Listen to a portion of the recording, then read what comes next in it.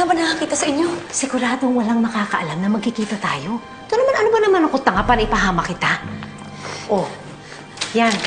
Yan na yung laman ng ATM mo. Wala na. Winidraw ko na para sa'yo.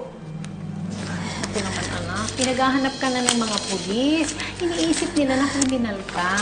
Bakit naman kasi hindi ka nag-isip bago ka umaksyon? Wala naman ako pinagsisiyan sa ginawa ko kay Destiny Rose. Kulang pa nga yung buhay niya. Kapalit ang ginawa niyang pagsira sa buhay ko at sa pangarap namin dalawa ni Gabriel.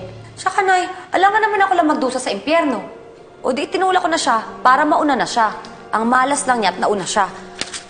Buhay pa si Destiny. Ano? Na-revive na po namin ang pasyente.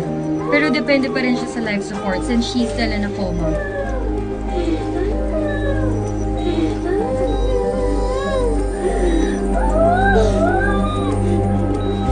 Critical pa rin po ang lagay niya. What happened? Destiny. Gabriel, now's not the right time for this, okay? Now's not the right time for this. Umalis na lang muna tayo.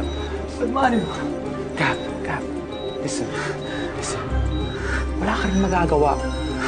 Mas makakabuti kung hayaan na lang muna natin sila, okay?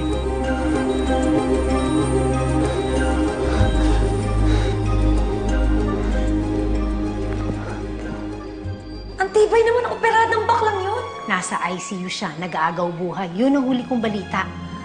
Bakit naman kasi kailangan pa mag-agaw buhay? Dapat namatay na lang siya. Dapat diretso na siya kay kamatayan.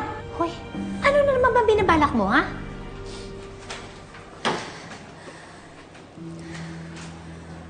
O di tutulungan ko siya sa paghihirap niya. Dadalhin ko siya kung saan siya nararapat. Kay kamatayan. At this time, sisiguraduhin ko na hindi na siya makakaligtas.